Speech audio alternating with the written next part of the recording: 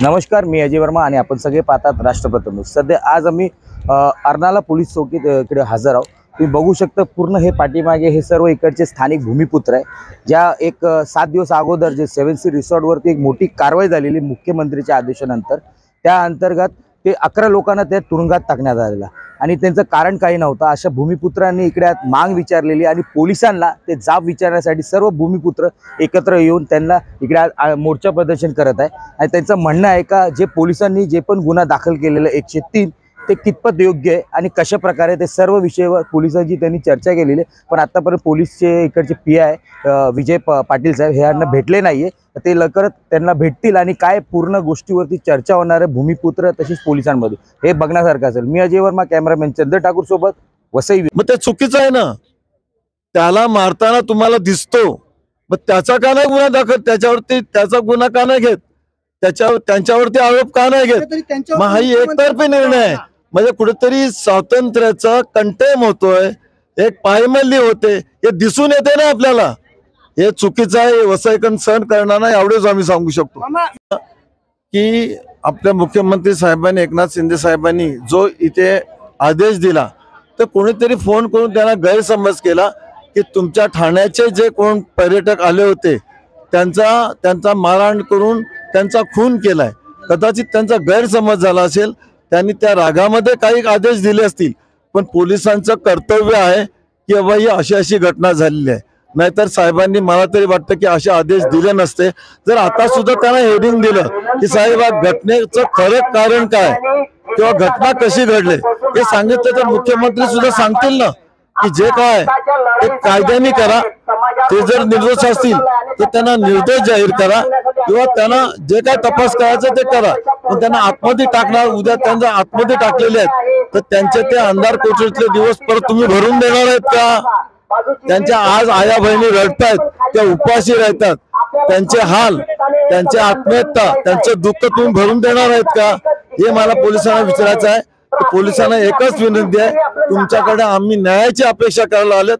आमच्या कुटुंबाला न्याय द्यावा, आमच्या वसईकरांना न्याय द्यावं, एवढीच आम्ही विनंती करण्याला आले आहोत. दबाव असेल तर न्याय आहे की नाही, काय मुख्यमंत्र्यांनी दबाव टाकला तर पोलिसांचं काम पोलिसांनी करायला पाहिजे. पोलिसांनी सत्य परिस्थिती मांडायला पाहिजे. मुख्यमंत्री कोणावरती आरोप करायला सांगतील, चालते का ते? मुख्यमंत्री महाराष्ट्राचे आहेत काय ठाण्याचेच आहेत का? फक्त तो ठाण्याचा मृत्यू झालेला आहे म्हणून ह्यांच्यावरती जो अन्याय केलेला आहे तो चुकीचा आहे. महाराष्ट्राचे मुख्यमंत्री आहे, त्यांनी न्याय दिला पाहिजे. आणि पोलिसांना दबाव टाकून ही जी काय त्यांच्यावरती कारवाई केली, जे काय कलम लावले ते चुकीचे आहेत.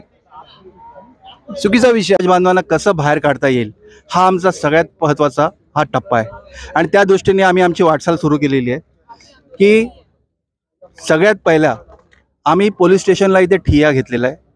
आज ऑगस्ट क्रांती दिन आहे. या ऑगस्ट क्रांती दिनाचं औचित्य साधून ज्या पद्धतीने महात्मा गांधींनी 1942 साली चले जावचा नारा दिला व ब्रिटिशांना हाकलून दिलं, त्या पद्धतीने आज ह्या दिनाचं औचित्य साधून आम्ही इथे जमलेलो आहोत की पोलिसांना जाब विचारण्यासाठी आम्ही जमलेलो आहोत की ज्या पद्धतीने एक छोटासा ॲक्सिडेंट झाला, त्या ॲक्सिडेंटमध्ये त्या पर्यटकांनी त्या रिक्षावाला मारलेलं आहे आणि ते सगळं CCTVमध्ये रेकॉर्ड झालं आहे. आणि त्या धामधुमीत त्या पर्यटकाला स्ट्रोक आला आणि हृदयविकाराने त्या झटक्याने तो मृत्युमुखी पडला. पोस्टमॉर्टममध्ये सुद्धा हृदयविकाराने तो मेलेला आहे असं जाहीर झालेलं आहे. त्याचप्रमाणे मला हे सांगणं भाग आहे, कारण की ते सत्य आहे की त्या पर्यटकांनी ड्रिंक घेतलं होतं, त्यांनी दारू प्यायली होती.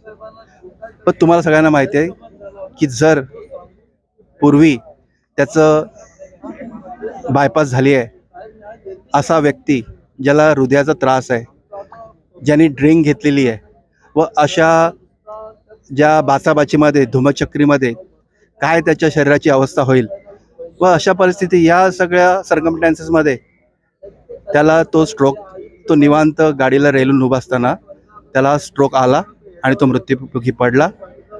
आम्ही त्यांच्या कुटुंबाच्या दुःखात सहभागी आहोत. पण जी घटना घडलेली आहे ती घडलेली आहे. व त्यानंतर हा सगळा जो प्रसंग घडला याचा संपूर्णपणे आमच्या भूमिपुत्रांवर त्यांनी हे आमच्यावर त्याचा दोष मारलेला आहे की ह्यांच्यामुळे ह्याचा मृत्यू झालेला आहे, पण तो आकस्मिक मृत्यू अशी त्यांनी स्वतः FIR जेव्हा ते रातोरात इथे आले आणि त्यांच्या बहिणीने FIR लॉन्च केली तेव्हा पहिल्यांदा तुम्ही जर FIR बघितला तर आकस्मिक मृत्यूची नोंद त्याच्यात आहे. व इथून पुढे ते ठाण्याला गेले, घरी गेले, तिथून ते मुख्यमंत्र्यांना भेटले आणि त्यांनी त्यांच्यासमोर काय रडगाणं गायलं ह्याचा आम्हाला कल्पना नाही आहे.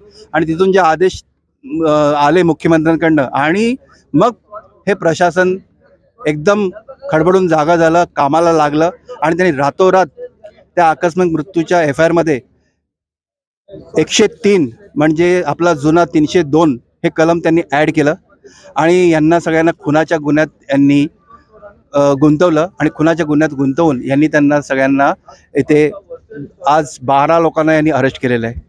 म्हणून आमची संपूर्णपणे पहिल्यांदा हीच मागणी आहे की तुम्ही आकस्मिक मृत्यूची नोंद केलेली असताना FIR लॉन्च असताना जर तुम्ही काही तासांच्या अंतरात जर 103 हा ॲडिशनल सप्लिमेंटरी जर गुन्हा दाखल करत असतील, व्यक्तीला तुमच्या माहितीसाठी सांगतो की संविधानाने जे आरोपी आहेत, जे गुन्हेगार आहेत, त्यांना सुद्धा अधिकार दिलेले आहेत. त्यांना सुद्धा कोर्टात वकील जर मिळत नसेल तर कोर्ट त्यांना वकील नेमून देतं की आम्ही तुम्हाला वकील देतो. जेलमध्ये त्यांना जे नियमितपणे चहा, नाश्ता, दूध, फळं अशा पद्धतीचा सगळा रती बसतो. मग जर आपलं संविधान आरोपींना जर असा न्याय देत असेल तर हा तर जो व्यक्ती आहे हा CCTV मध्ये पूर्णतः दिसतंय की त्याने रिक्षा मागे घेतली, अपघाताने एकाच्या पायाला लागलं, त्यानंतर या लोकांनी त्याला मारलं. तो बेंबीच्या देठापासून पोलिसांना ओरडून सांगतोय की एवढं मला लागलंय, एवढं मला मारलंय, माझा क्रॉस FIR तुम्ही लिहून घ्या, मेन्शन करा. पोलिसांनी अजिबात ते मेन्शन केलेलं नाही. शेवटी त्या व्यक्तीला कोर्टात अर्ज दाखल करावा लागला की अशा पद्धतीने ह्यांनी मला अमानुषपणे मारहाण केलेली आहे आणि माझा तुम्ही FIR लॉन्च करून घ्या, असं त्यांनी कोर्टात अर्ज दाखल केलेला आहे.